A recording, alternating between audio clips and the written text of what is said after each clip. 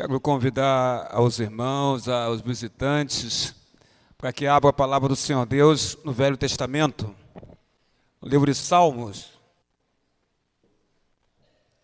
capítulo número 55. Você vai abrir o livro de Salmos,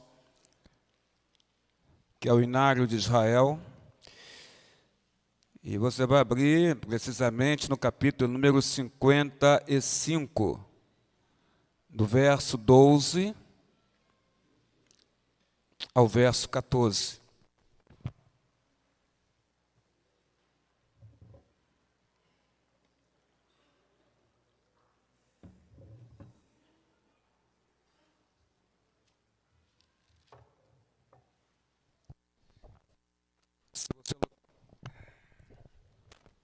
Se você localizou, diga amém. Amém? Então vamos aí abrir então e vamos ler a palavra do Senhor, que Deus quer nos falar nessa noite. Diz assim, versículo 12. Com efeito, não é inimigo que me afronta, se o fosse, eu o suportaria. Nem é o que me odeia quem se exalta contra mim, pois dele eu me esconderia. Mas és tu, homem meu igual, meu companheiro e meu íntimo amigo. Juntos andávamos, juntos nos entretínhamos e íamos com a multidão à casa de Deus. Gostaria que você lesse comigo agora esse verso 12 e verso 14. Mas quando você for ler, leia, querido irmão e irmã, com o coração, com a alma. Com efeito, não é inimigo que me afronta, se o fosse, eu o suportaria. Nem é o que me odeia quem se exalta contra mim, pois dele eu me esconderia. Mas és tu, homem meu igual, meu companheiro e meu íntimo amigo. Juntos andávamos, juntos nos entretínhamos e íamos com a multidão à casa de Deus. Que Deus abençoe com a leitura de sua palavra. A igreja pode tomar assento em nome de Jesus. Pai querido, Pai amado, Senhor nosso Deus, na Tua casa nós nos encontramos nesta noite, ó Pai, e cada um se encontra aqui de uma maneira específica, que só o Senhor, ó Pai, sabe dizer, sabe aquilatar como este homem, esta mulher se encontra nesta noite, na Tua casa. Queremos rogar a Ti, em nome de Jesus, ó Pai, que o Senhor nos ilumine com Teu Santo Espírito. Iluminai, ó Pai, cada pessoa que se encontra nesta casa, nesta noite. Iluminai com o Teu Espírito Santo para que ele e ela possa entender a Tua palavra, possa ser esclarecido pela Tua palavra, Senhor. E, ó Pai, Deus, expurga, retira deste lugar todo espírito indomável, todo espírito de rebeldia, todo espírito, ó Pai, contrário, Senhor Deus, porque estamos aqui Te cultuando, estamos aqui Te adorando, estamos aqui louvando o Teu nome, estamos aqui glorificando o Teu nome, Pai. Enche este lugar com a Tua Shekinah, Senhor Deus. Enche com a Tua glória este templo nesta noite, ó Pai. E fala, Senhor, fala, Pai amado, em o nome de Jesus, fala aos nossos corações. É o que nós humildemente Te pedimos, ó Pai. Te clamamos que não seja o homem a falar, mas que seja o Senhor nos usando, Pai, da maneira como melhor lhe aprover, porque Tu és Deus, meu Deus, nosso Senhor, nosso Deus. Abençoa a Tua casa, é que eu Te peço em o nome de Jesus, agora e para todos sempre. Amém, amém e amém, Senhor nosso Deus. Quero de pronto já reiterar e confirmar com a UPA de Irajá o convite para que a UPA de Irajá glorifique ao Senhor, como eu já disse para eles, no dia 14 de julho, na Presbiteriana de Turiaçu, na festa típica que haverá lá em Turiaçu, às 16 horas, sendo que a UPA vai glorificar a Deus com um cântico no aniversário da UPA de Turiaçu, lá no 14 de julho, segundo sábado desse mês de julho. A palavra que nós temos aqui não é para você mingau, não é para você mamão com açúcar, não é para você comer algo já bem assim adoçado, fácil de mastigar, maciozinho, não. Não, porque você não é mais criança, você é um adulto em termos espirituais, então você precisa comer comida mesmo para valer. A palavra que nós temos aqui é a palavra do Senhor, não é palavra para crianças, é palavra para homens e mulheres maduros espiritualmente.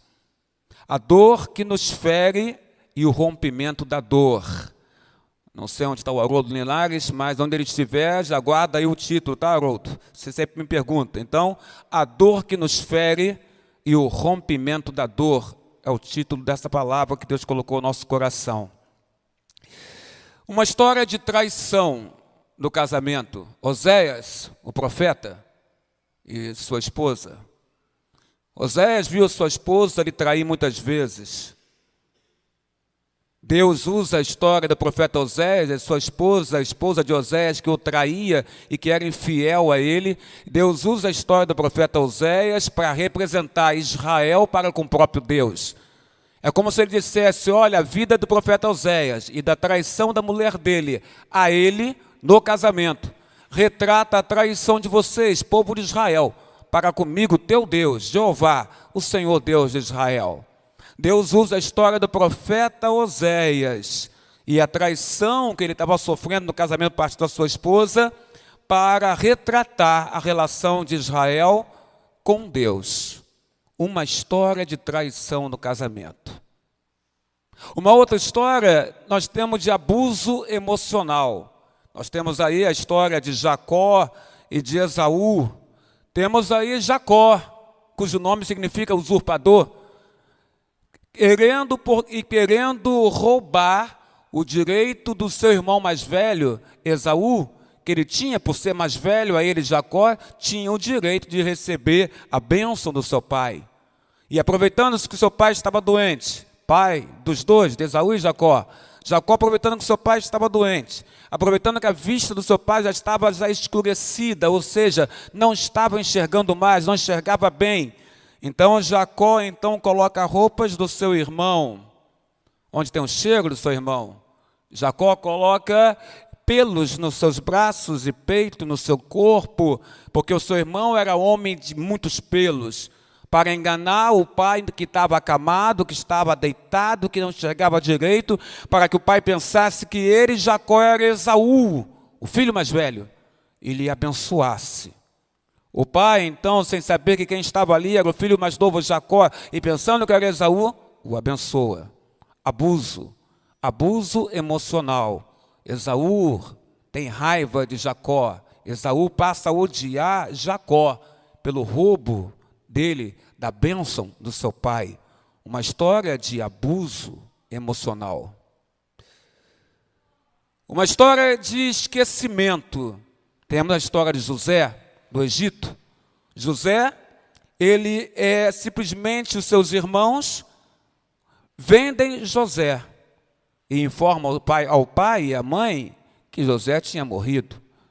Eles vendem José, e José, então, com 17 anos de idade, se vê sem seu pai, sem sua mãe, sem seus irmãos que o traíram, e tudo, a única culpa de José é que o pai o amava demais, mais do que até amava os seus próprios irmãos. José, então, é vendido para um povo estrangeiro, e José é afastado da casa dos seus pais, José é afastado do convívio dos seus amados. José, então, deve ter pensado que seria esquecido naquele lugar onde ele estava. Uma história de esquecimento, aos 17 anos, fora de casa, traído pelos irmãos, vendido pelos irmãos, e sem saber se um dia voltaria para o seu lar, voltaria para os seus pais, voltaria para a sua casa. Talvez José tenha pensado, eu ficarei esquecido, vão esquecer de mim. Uma história de esquecimento. Quem não conhece alguém que viveu uma história assim, como eu contei agora, uma história de traição no casamento, uma história de abuso emocional na família, uma história de esquecimento, quem já não se sentiu esquecido por outras pessoas? Quem já não viveu uma história assim, ou quem não conhece alguém que viveu uma história parecida com esta, ou quem não teve já uma experiência desta forma. Por isso eu quero perguntar nesta noite para você que está colocado aqui, qual é a sua história? Eu contei 3, mas qual é a sua história? Qual é a sua história? Mas quem lhe feriu? Quem feriu você?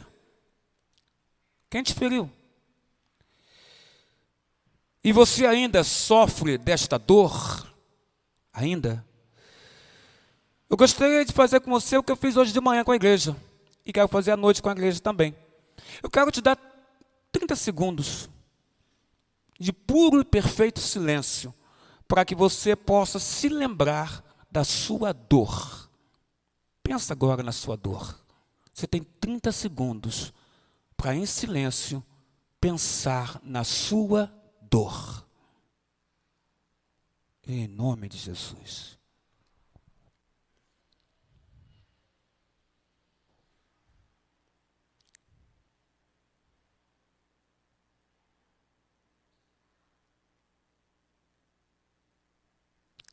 Qual é a sua dor? Libera a sua dor nesta noite. Pense nela neste momento.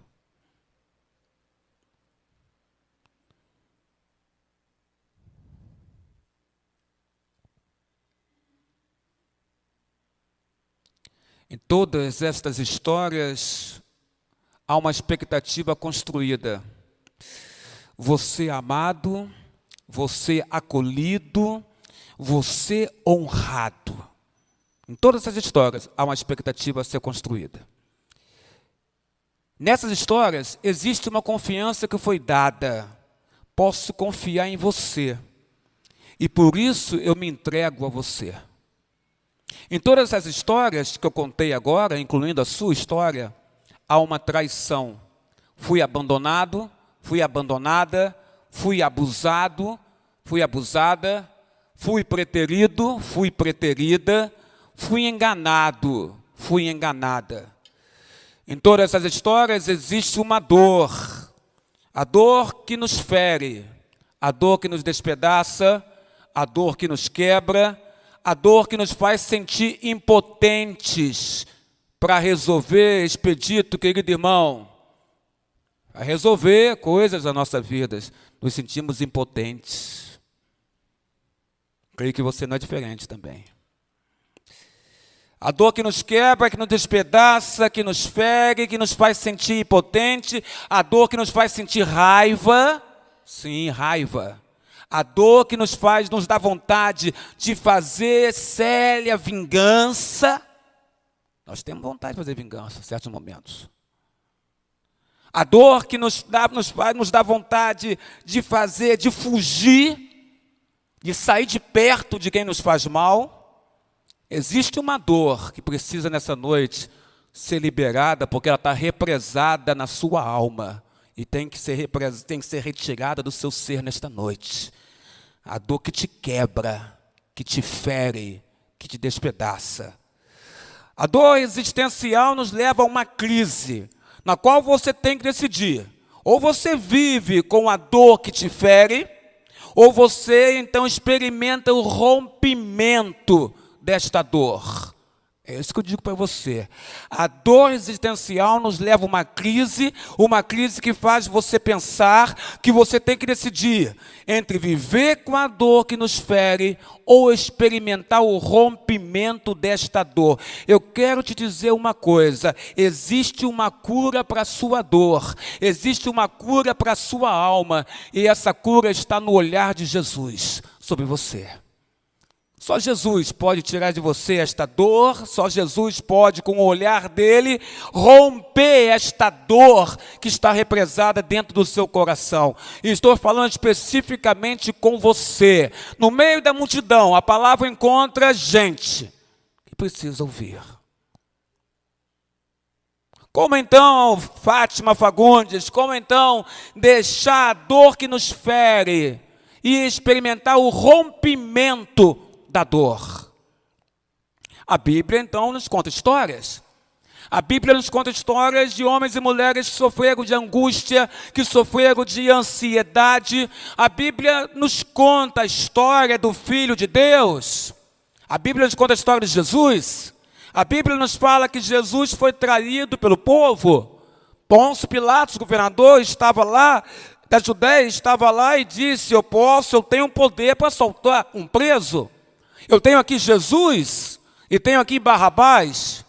E então ele disse quem o povo escolheria, e o povo gritou: Barrabás, solte Barrabás. Jesus então, ele foi traído pelo povo que gritou Barrabás. Jesus também foi traído pelo seu discípulo Judas Iscariote, que o traiu por 30 moedas de prata e não pôde usufruir nenhuma dessas moedas, porque depois foi e se matou. Traí, pequei e traí sangue inocente. Jesus foi traído por um dos seus amigos mais íntimos, chamado Pedro. Aquele discípulo Pedro, intempestivo Pedro, aquele que quando Cristo falava uma coisa, ele logo se arvorava todo e tomava logo decisões, falava logo rápido, imprevisível, intempestivo Pedro, temperamental Pedro. Mas na hora que Cristo foi pego, e tinha sido já aprisionado, e as pessoas chegavam para ele e diziam: você não é discípulo do Nazareno, do homem chamado Jesus? Pedro dizia: não, eu não conheço este homem. Jesus foi traído por Judas, Jesus foi traído por Pedro, Jesus foi traído pelo povo que gritou Barrabás. A dor que nos fere, irmãos, está evidenciada no Salmo 55. Se você olhar o Salmo 55, versículo 7, diz assim: eis que fugiria para longe e ficaria no deserto. O Salmo 55 é Salmo de Davi.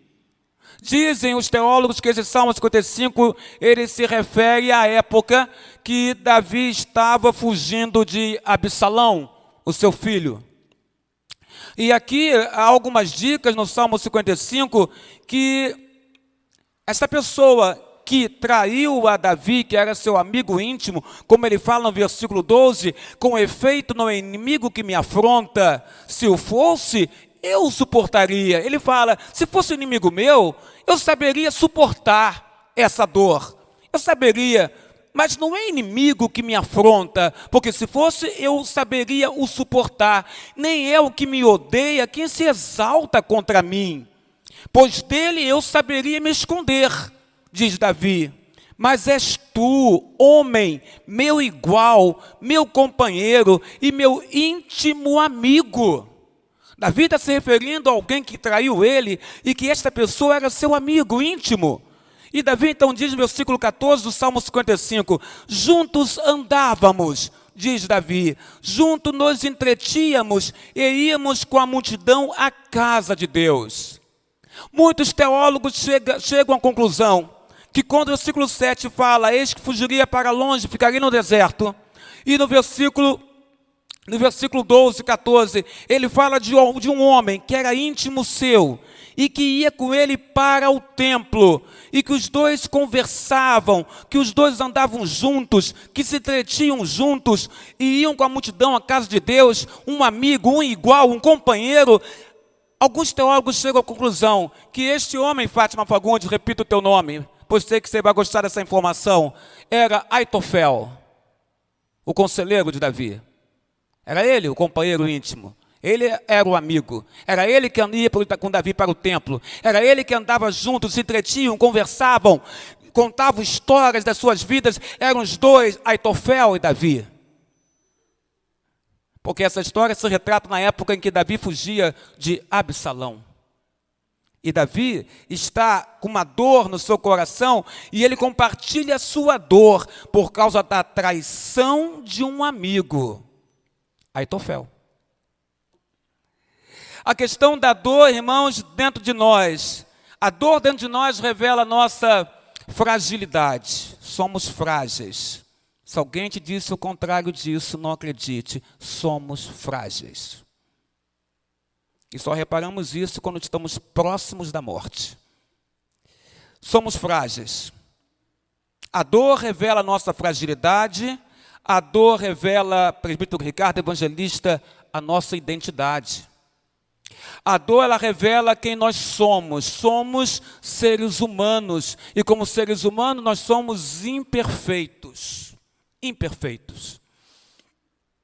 A dor, ela mostra então como nós somos. Somos homens, somos mulheres, somos imperfeitos, fomos criados por Deus. Mas o pecado, entrando na história da raça humana, nos tornou imperfeitos. O que era perfeito foi feito por Deus, tornou-se imperfeito. A definição de crise existencial é um momento no qual o ser humano ele questiona os próprios fundamentos da vida dele. E ele fica então se questionando se a vida dele possui algum sentido, se há algum propósito na vida dele, se há algum valor na vida dele. Quando o ser humano se questiona se a vida dele tem sentido, se tem propósito ou se tem valor, quando ele começa a se questionar dessa maneira, é porque ele está passando por uma crise existencial. Aí ele se questiona. Ele começa a questionar se a vida dele tem valor. Alguns não aguentam esse questionamento e, não vendo uma solução aparente para as suas próprias vidas, retiram as suas vidas e se matam. Assim sendo, querido irmão, deixa eu te dizer uma coisa: para ter crise existencial é necessário uma coisa, e eu acho que isso vai te alegrar.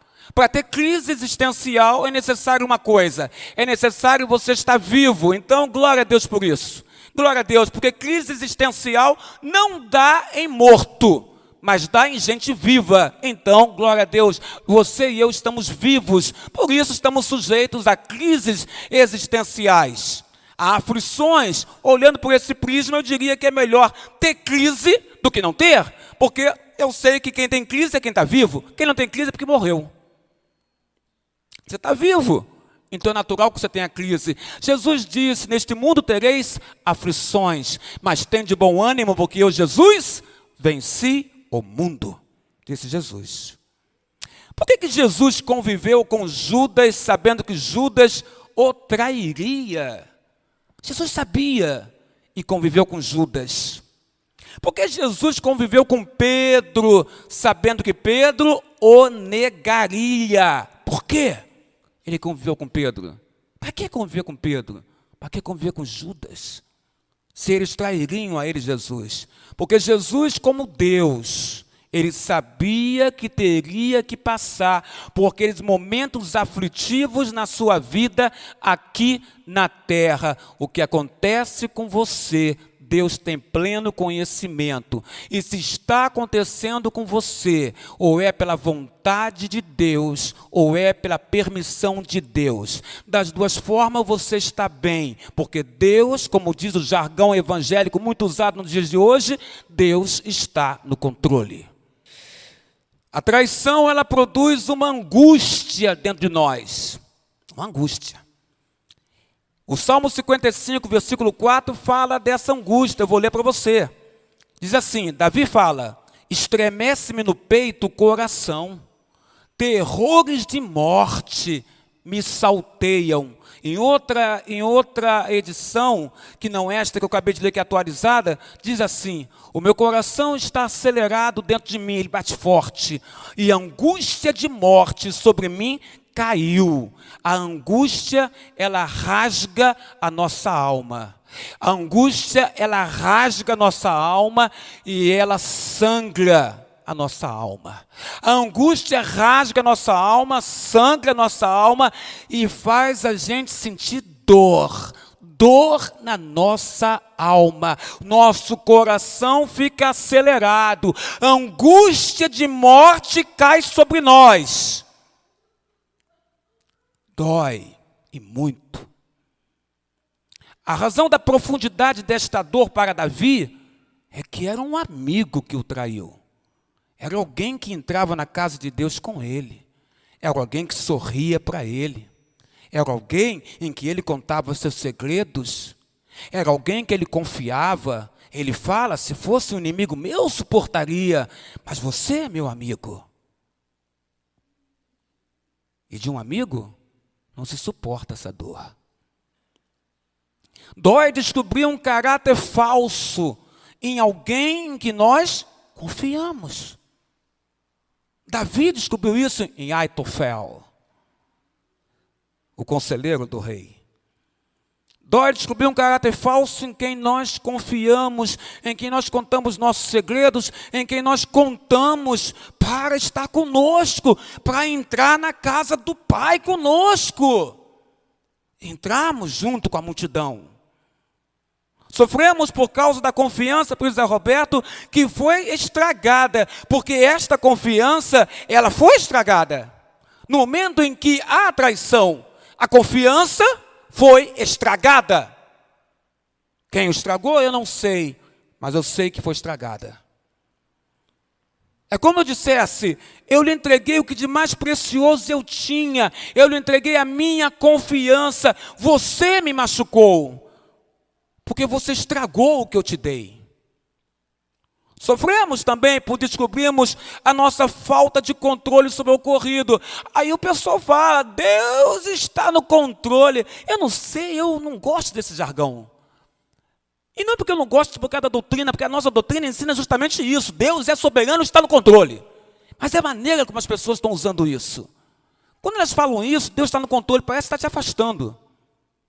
Você quer saber, você quer estar junto, você quer orar, você quer aconselhar, você quer abraçar, você quer dizer, olha, tem alguém aqui que quer orar com você, tem alguém aqui que quer te ajudar. Aí a pessoa fala, pastor, Deus está no controle.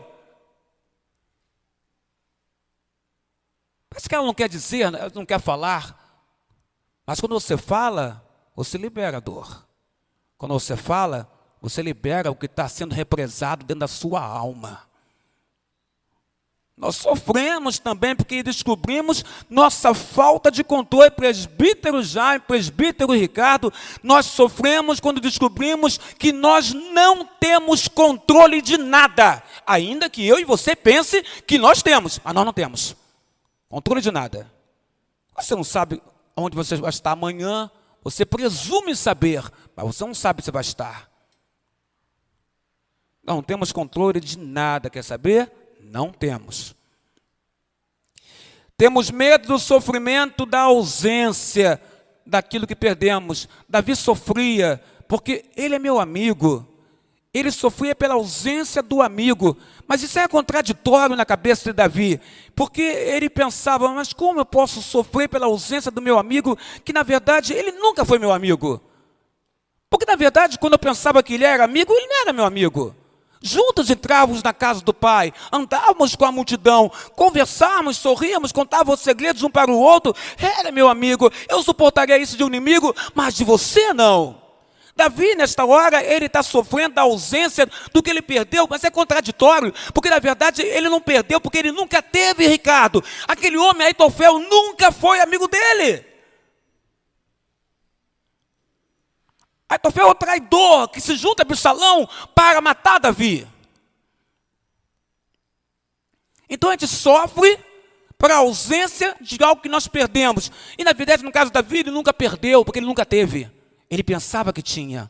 Talvez você esteja assim, sofrendo por algo que você pensa que está perdendo ou perdeu, e na verdade você nunca teve. Temos medo de não sermos mais importantes, porque perdemos o emprego. Nós, homens, somos dessa forma. Digo homem mesmo, não genericamente falando, homem, sexo masculino. Nós somos assim, temos medo de não sermos mais importantes quando perdemos nosso emprego, porque com o nosso emprego a gente paga as contas, com o nosso emprego nós somos chefe da casa, com o nosso emprego nós somos sacerdote da casa, o chefe da casa é aquele que paga as contas, é aquele que dá os trocados para um filho, para uma filha, comprar alguma coisa, somos os maiorais, mas quando perdemos o emprego, temos medo da esposa, dos filhos descobrirem que nós não somos tão mais importantes assim. Porque o que nos tornava importante, ou que a gente pensava que tornava importante, não temos mais, que é o emprego. Notou que como cada chefe de família, quando fica desempregado, entra em crise, porque ele acha que ele não é mais importante para a sua família. Ele se esquece que o que o tornava importante para a família não era o dinheiro, mas era o amor que a família tem por ele. Temos medo que um filho que nos traiu e nos abandonou, venha sofrer. Nós, seres humanos, somos contraditórios. Mas nós somos assim, somos imperfeitos. Nós temos medo que um filho que nos abandonou, que nos traiu, que foi embora venha sofrer na vida. Sabe por quê? Porque somos pais. E ainda que o filho nos traia, e ainda que um filho nos abandone, nós continuamos sendo mãe e continuamos sendo pai. E temos medo, receio que eles sofram, ainda que tenham nos abandonado. Somos seres humanos, somos frágeis. Somos homens igual Davi, que se entristecia quando descobre que seu amigo não era seu amigo. Como então, irmãos, deixar a dor que nos fere e começar a experimentar o rompimento da dor? Como? Salmo 30, verso 9 ao verso 12. Quero te convidar a você abrir. Está pertinho. Salmo 30, verso 9, verso 12. Como então deixar a dor que nos fere, experimentarmos o rompimento desta dor? Verso 9 ao verso 12 do Salmo 30, também de Davi. Diz assim: que proveito obterás do meu sangue quando baixo a cova? Louvar-te-á porventura o pó? Declarará ele o pó a tua verdade? Ouve, Senhor, e tem compaixão de mim. Se tu, Senhor, o meu auxílio. Converteste meu pranto em folguedos. Tiraste meu pano de saco e me cingiste de alegria, para que meu espírito te cante louvores e não se cale. Senhor Deus meu, graças te darei para sempre, diz Davi. Como então deixar a dor que nos fere e experimentar o rompimento da dor? Primeira coisa, aceite a realidade do fato. Fui traído, estou sofrendo, aceite a realidade do fato. Diga, eu perdi o que mais precioso eu tinha. Perdi meu emprego, perdi meu noivo, minha noiva, perdi minha saúde, perdi meu marido, perdi minha esposa, perdi minha reputação, perdi meu lugar como pessoa respeitada e que era consultada por outras pessoas, e fui trocado ou trocada por alguém mais novo ou mais nova do que eu no meu local de trabalho. Aceite os fatos. Quer romper essa dor que está em você? Aceite os fatos. Aceite. Aceite o que está acontecendo. É o primeiro passo para libertar-se e para romper essa dor. Aceite também seus sentimentos. Quais são os seus sentimentos? É raiva? É tristeza? É esse? Seu sentimento é ansiedade? É desejo de voltar a controlar o que não pode mais ser controlado? É isso? É medo como vai ser a sua vida daqui para frente? Aceite seus sentimentos. Aceite o que você sente. Você é gente. Você é um ser humano. Aceite o que você sente. Veja a atitude de Cristo na cruz. Cristo disse, tenho sede. Um Deus, o Filho de Deus, precisando de coisas humanas, precisando de água. Ele sente a sede e ele fala, tenho sede. Experimente dizer isso. Tenho sede, sou gente, preciso de água, preciso de algo que me refresque. Preciso de algo que joga no meu rosto, no meu cabelo e refresque minha cabeça, meus olhos, que me refresque. Jesus diz, tenho sede. Célia, Jesus fala o que sente. Jesus diz, Eloi, Eloi, lama sabachthani, Deus meu, por que me desamparaste? Jesus está sofrendo a rejeição do Pai, na hora que os pecados da humanidade estão sobre os ombros dele. Então ele declara, Eloi, Eloi, lama sabachthani. Deus meu, por que me desamparaste? Jesus fala o que sente. Jesus aceita o que sente, Eduardo. Jesus aceita o que sente e fala o que sente. Aceite seus sentimentos. Aceite seu sentimento, aceite a realidade do fato, aceite a dor que você está sentindo. Deus usa o nosso sofrimento para nos moldar. Sabia disso? Deus usa o nosso sofrimento para nos moldar e para nos atrair mais para perto dele. Toda vez que eu sofro, toda vez que eu estou em crise, toda vez que eu estou sofrendo, Deus usa o sofrimento que eu estou passando para me moldar à imagem de Cristo e para que esse sofrimento seja uma porta para que eu entre e me aproxime mais de Deus, com oração, com submissão, com o rosto no pó, com o joelho ao chão. O Senhor quer nos moldar através da dor. Deixe, irmão, deixe Jesus viver as suas dores, as suas perturbações. Deixe o Mestre viver as suas dores e as suas perturbações. Olha o que a Bíblia fala no Salmo 30, versículo 11. Davi falando: converteste o meu pranto em folguedos. Folguedos significa dança. Tente dar graças a Deus por tudo que Deus fizer em você. Está acontecendo isso com você? Dê graças a Deus. Agradeça a Deus. Tudo que acontece com você é dentro do nosso sofrimento que Jesus Cristo entra na nossa tristeza. Jesus é mestre em entrar na nossa tristeza. Jesus é aquele que falou para a mulher: porque choras? Jesus é aquele que falou para a mulher, a viúva de Naim: porque choras? E ela estava chorando porque o filho estava morto, e Jesus ressuscitou o filho dela. Jesus é mestre em restaurar algo que foi despedaçado ou estragado. Jesus entra na nossa tristeza, Ele nos toma pela mão, Ele nos puxa gentilmente, nos faz ficar de pé. Célia, eu acho que você vai gostar disso, e nos faz ficar de pé o Senhor Jesus, e Jesus, irmã Célia, nos convida para dançar. Heresia? Não, é Bíblia. Salmo 30, verso 11. Converteste meu pranto em folguedos. Em outra tradução, converteste meu lamento em dança. Por que dança? Porque ele está chorando, ele está pranteando. E quando fala converteste, Senhor, olha o verbo, converteste, já aconteceu.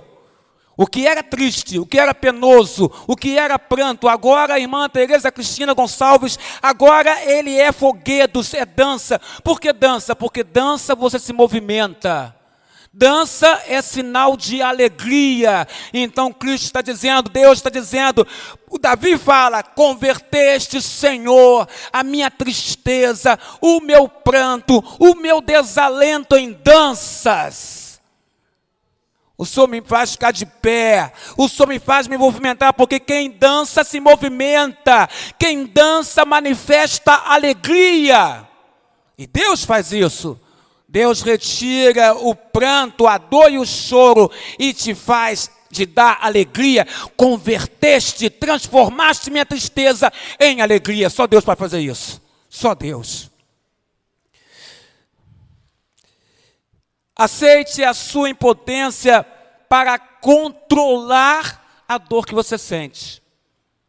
Ou mesmo a impotência para ter impedido que algo ruim acontecesse com você. Não se culpe, você não é culpado e nem culpada por algo de ruim que te promoveu essa dor ter acontecido com você. Por quê, meu pastor? Simplesmente porque era para acontecer. Você não é culpado. Não coloque essa culpa e não impute essa culpa em você. Aceite sua impotência para controlar esta dor. Não é você que controla esta dor, mas eu sei quem tira é Jesus.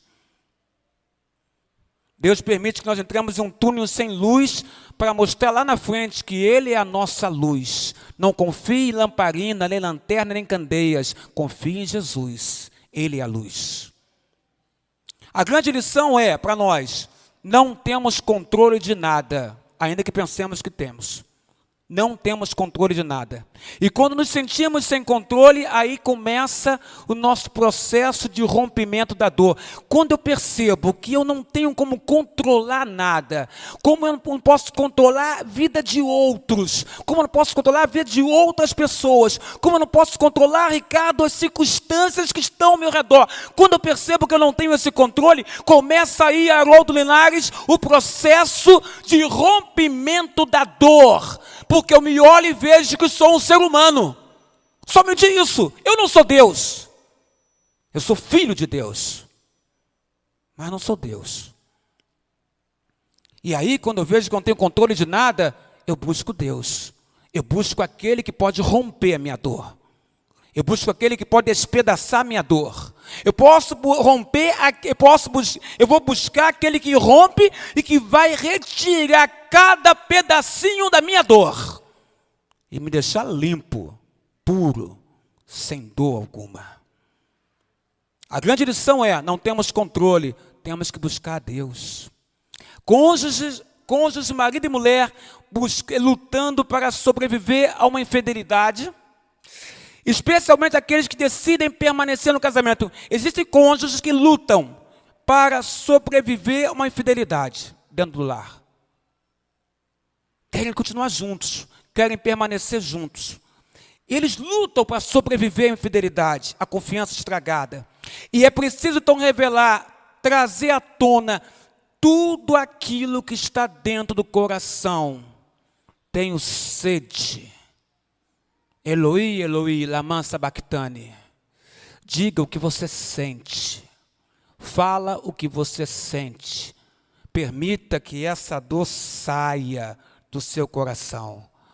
Os seus sentimentos são diferentes daqueles experimentados por alguém que perdeu um ente querido. Porque essa pessoa sabe, fulano morreu. Não vou vê-lo mais aqui na terra, só nos céus. Mas aquele que sofre com uma questão de infidelidade, ele vai ver a pessoa, seja homem ou mulher, vai ver, mas tem que aprender a sobreviver a este momento de infidelidade. Deixe Deus cuidar, não de você, mas daquele que lhe traiu. Vá a Deus e mostre a sua dor. Salmo 55, verso 1 e 2 diz isso, vou ler para você. Davi diz: dá ouvidos, ó Deus, à minha oração. Deus, não te esconda da minha súplica.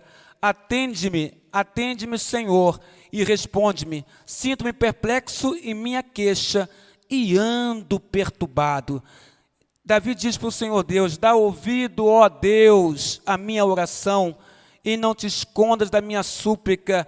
Atende-me, ouve-me. Agitado estou e ando perplexo. Davi fala com Deus e fala o que ele está sentindo para Deus. Vá a Deus com sua dor. Romanos 12, versos 17 ao 20, ele nos fala sobre isso também. Eu gostaria que você abrisse lá. Verso 12, 17 ao 20 diz assim, vou ler para você rapidamente. Não torneis, Romanos 12, 17 ao 20, não torneis a ninguém mal por mal. Esforçai-vos por fazer o bem perante todos os homens. Se possível, quando depender de você, tende paz com todos os homens. Não vos vingueis a vós mesmos, amados, mas dai lugar à ira, porque está escrito: a mim pertence a vingança, diz Deus, e é eu que retribuirei, diz o Senhor. Pelo contrário, se o teu inimigo tiver fome, dá-lhe de comer. Se tiver sede, dá-lhe de beber. Porque fazendo isto, amontoará brasas vivas sobre a tua cabeça, sobre a sua cabeça. Não te deixes vencer do mal, mas vence o mal com o bem, diz o Senhor. Vá a Deus com a sua dor e deixe Deus cuidar daquele que te fez mal, daquele que te promoveu dor sobre você, ou daquele que te traiu. A traição pode ter sido várias coisas. A traição pode ser uma infidelidade sexual. Pode. A traição pode ter sido uma expectativa frustrada. A traição pode ter sido uma palavra dada e nunca cumprida. Vou me casar com você e nunca casou com você. Pode ser. A palavra que foi dada, que você acreditou e que nunca foi cumprida na sua vida. A traição pode ter sido um abuso sexual. A traição pode ter sido um abuso verbal. A traição pode ter sido um abuso emocional. A traição pode ter sido você ter sido cortado do círculo de informação das redes sociais. Isso te incomodou, te fez mal. E você enxerga isso como uma traição. A traição pode ser muitas coisas, irmãos. Muitas coisas. Mas a primeira coisa a fazer é perdoar. Perdoar é deixar o outro ir. Perdoar é rasgar a promissória. A promissória é um documento no qual nos prende a alguém, a alguma situação. Rasgue a promissória. Perdoe. Perdoar é liberar. É deixar ir. Quando formos a Deus, eu quero ler isso para você.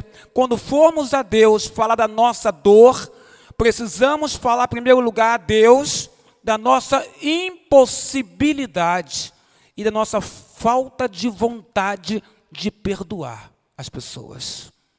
Quando você for contar a Deus, está doendo muito no meu coração. Não se esqueça de dizer também, Deus, está difícil perdoar. Eu não quero perdoar, porque muito mal me fez e muita dor eu sinto. Mas quer saber? O perdão nos libera, o perdão nos liberta. Traga o nome do ofensor diante de Deus. Traga o nome da pessoa que te ofendeu e coloque diante de Deus. Fale com Deus da sua amargura. Fale com Deus da sua incapacidade de perdoar essa pessoa. Fale com Deus da sua incapacidade até mesmo de interceder a Deus por ela.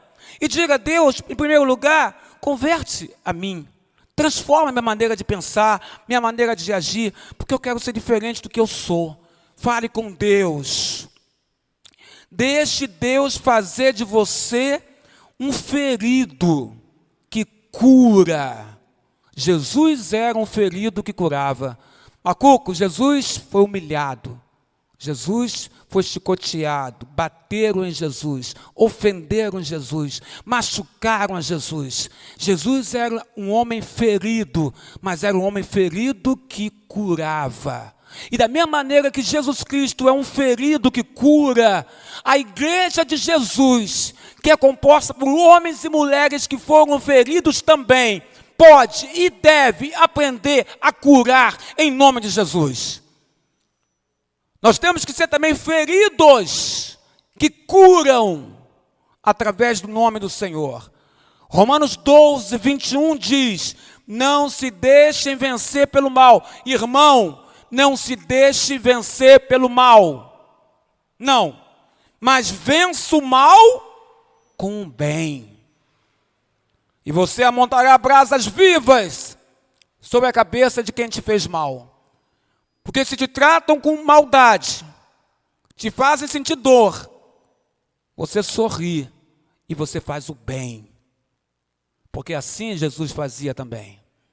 E nós somos a imagem de Cristo nesta terra. O ferido que curava ensina a nós, feridos, a curar também.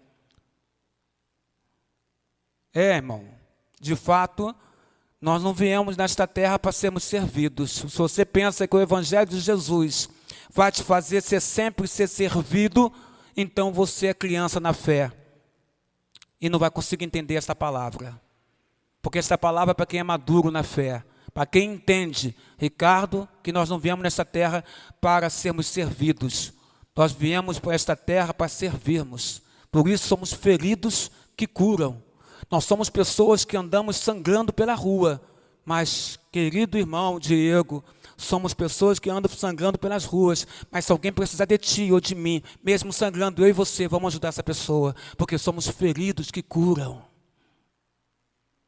Por isso essa palavra não é para quem é criança na fé, quem é neófito. Essa palavra é para a gente que é crente, gente que é madura, Evair, gente que é madura na fé. Gente que entende qual é a missão que Deus colocou aqui na terra. Você que fica pedindo sempre oração por você, para com isso. Começa você a orar pelos outros. Começa. Para de pedir oração por você. E começa você a orar. Toda vez que você quiser pedir a alguém que ore por você, ajoelhe-se e ore você. Por esta pessoa. Apresente, Célia, como disse o reverendo Alain, domingo passado aqui nessa igreja. Apresente o nome do ofensor para Deus. Apresente o nome dele para Deus.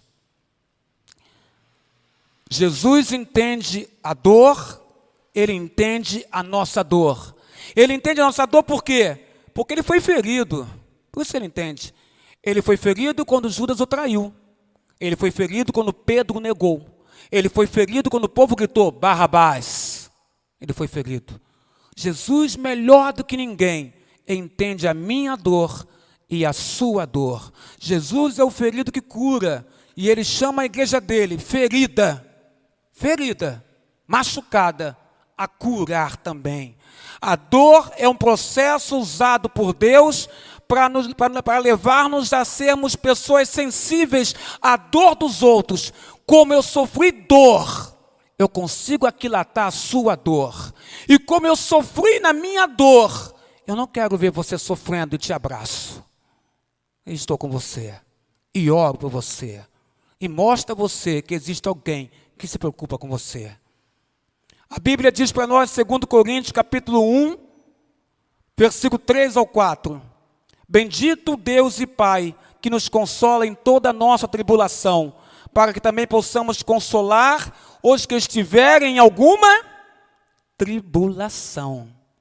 Pela consolação que nós mesmos somos consolados por Deus. Está aqui, queridos presbíteros, a prova do que eu falei. Nós fomos consolados por Deus para consolarmos a outras pessoas. A igreja de Jesus é um hospital. Hospital é onde tem gente doente, onde tem gente que precisa de socorro. A igreja de Jesus possui o melhor médico de todos os tempos, o Senhor Jesus Cristo.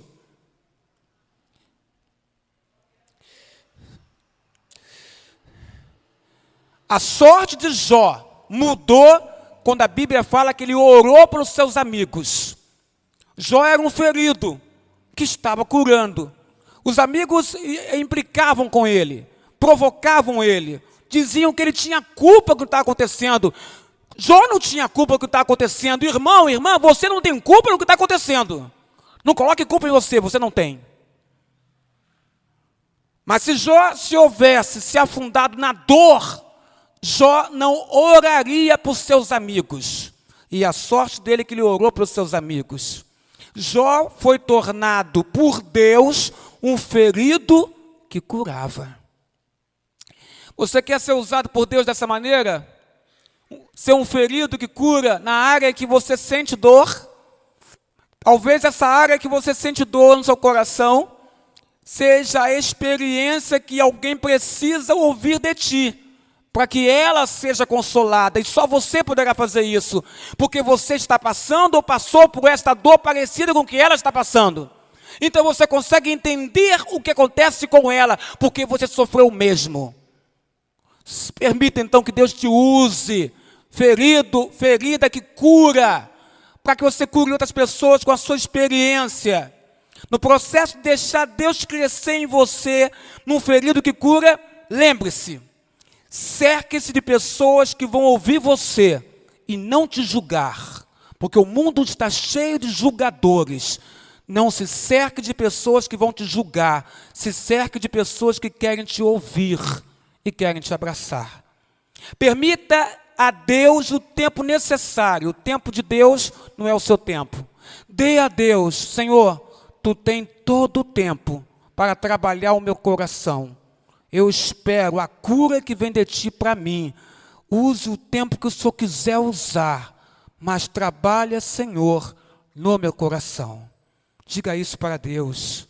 Como então deixar a dor que nos fere e experimentar o rompimento da dor? Deixe Deus fazer de você nesta noite um ferido que cura.